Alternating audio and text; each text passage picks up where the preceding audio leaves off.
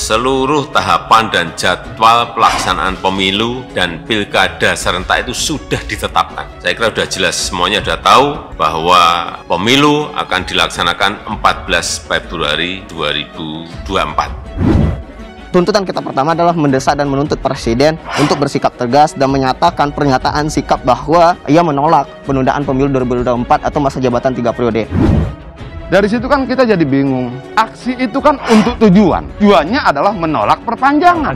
Menolak perubahan konstitusi.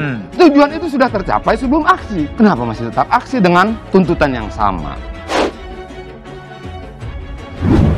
Saudara, Presiden Joko Widodo menegaskan pemilu 2024 tetap digelar 14 Februari 2024. Lewat pernyataannya, Presiden ingin tidak ada lagi spekulasi soal isu penundaan pemilu hingga perpanjangan masa jabatan Presiden. Hari ini pemerintah hanya melihat tuntutan kita yang pertama terkait tentang penundaan pemilu atau masa jabatan 3 periode. Kan masih banyak tuntutan kita lainnya. Kalau begitu tuntutan itu dibuang. Kenapa? Sudah tercapai, sudah selesai. Itu loh. Titik aksi kita itu adalah di DPR RI. Jangan sampai kita mengorbankan masa aksi sementara substansi dari tuntutan dan kajian kita tidak tersampaikan.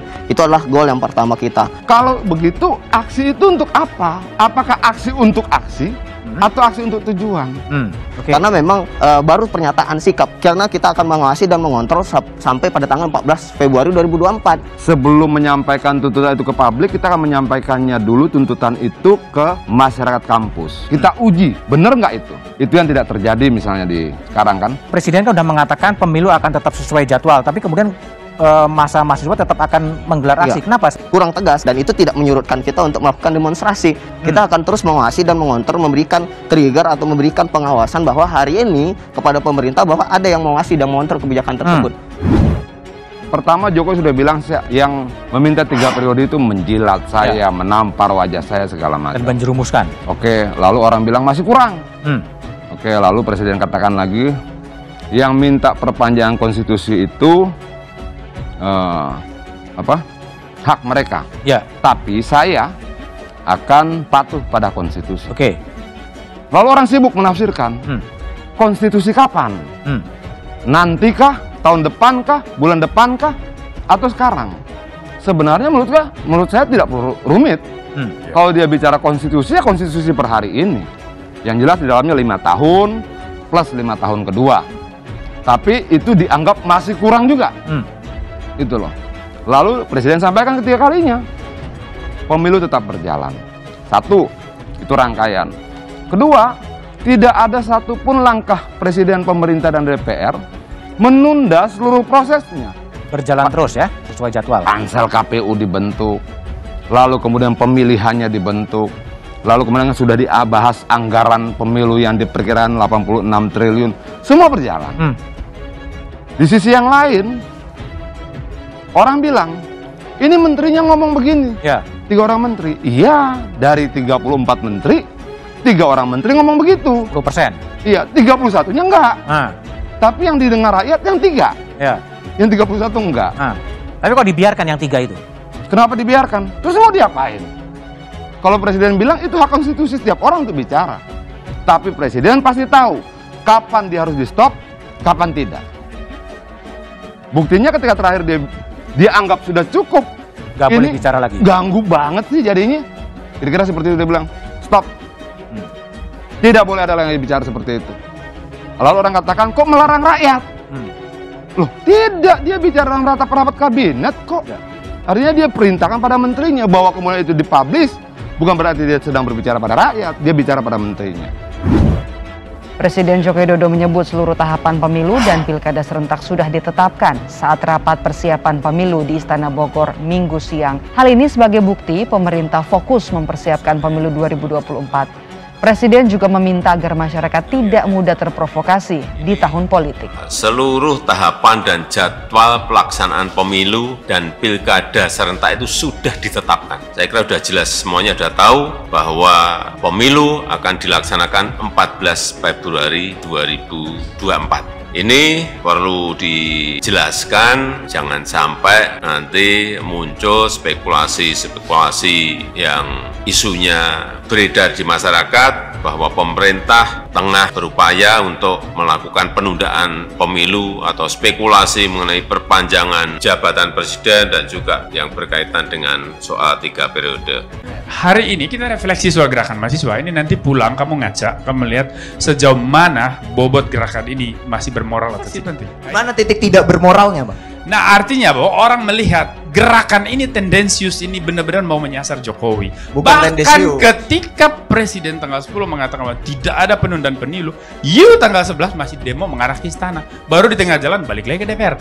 Nah, di situ orang kemudian ini ada lelucon. Saya agak sedih karena kemudian gerakan mahasiswa itu kemudian dicibir orang. Dan dicibir seperti apa? Ini mengecewakan, Dinda, karena kita semua harus menyelamatkan masa depan demokrasi. Saya cari akal dulu ya, supaya saya bisa bedakan cara bicara dengan Bondi gitu. Presiden udah bicara tegas, ngapain lagi sih? Tapi mesti bayangkan, mahasiswa itu selalu ingin ngeledek. Yang saya mau terangkan, kenapa mereka nggak mau berpikir itu? Bagi dia itu nggak ada soal. Dia punya kegembiraan untuk menguji si presiden. Artinya dia sedang bermain-main aja. Benar. Ya memang itu. Enggak, benar. Biarin saya Jadi mahasiswa ini hanya bermain dan mempermainkan gerakan kita. Kalau Bung Rocky menjelaskan pakai bahasa Jerman, silakan sampai selesai. Enggak, maksud saya, benar nggak kalian? Ya. Benar nggak kalian ini sedang, jawab saya yuk. Benar nggak kalian sedang bermain-main? Artinya nanti orang akan melihat. Teruskan dulu. Ini jangan dilempar ke sini dulu, Bang. Selesai dulu, Bang. Silakan Bung Rocky begini loh. Yuk kalau bermain-main dengan gerakan seperti tafsirnya Pak Rocky, yuk mempermainkan sejarah, mempermainkan gerakan. Masyarakat kasihan nanti tidak akan melihat kalian sebagai representasi dari kelompok ini. Jadi jangan melemahkan hakikat gerakan sosial ini yang membuat masyarakat sipil lemah. Akhirnya oligarki yang kamu bilang itu makin kuat. Kenapa harus pecah-pecah? Kenapa harus beda-beda? Bahkan ada beberapa isu saja yang sama, lalu yang lain-lainnya beda. Apakah memang mahasiswa ini bacaannya berbeda, atau jangan-jangan udah kurang baca kita nih? Karena begini. Coba jelasin ke saya, apa yang membedakan kamu dengan partai politik yang memang mengejar kekuasaan dan terpecah-pecah gitu loh? Tadi kalau Abang tanya apa bedanya kita dengan partai politik, ya sekarang kita pro rakyat, partai politik pro oligarki, gitu Bang. Itu bedanya dari gerakan mahasiswa dan dari partai politik. Jadi ketika you bicara soal gerakan, you kan bicara soal mewakili masyarakat kan? Yes. Disitulah peran gerakan mahasiswa sebagai agensi moral kan? Oke. Nah saya tanya sama kamu, radikalisme terorisme itu problem juga buat Indonesia? Yes. Kenapa gerakan mahasiswa atau kalian tidak berteriak kencang? Turun. Ketika banyak itu terjadi persekusi terhadap orang-orang Syiah, persekusi terhadap minoritas, persekusi terhadap mereka yang berbeda haluan dengan kelompok-kelompok mainstream yang di kanan-kanan itu. Ya inilah yang tadi dibilang Bang Usman, kalau gerakan cenderung primordial, beginilah ujungnya. That's why, makanya saya bilang gerakan mahasiswa ini kalau mau pulihkan kembali marwahnya, you harus terlibat di segala situasi krisis. Sekarang terjadi krisis ideologi. Sekarang terjadi krisis ideologi.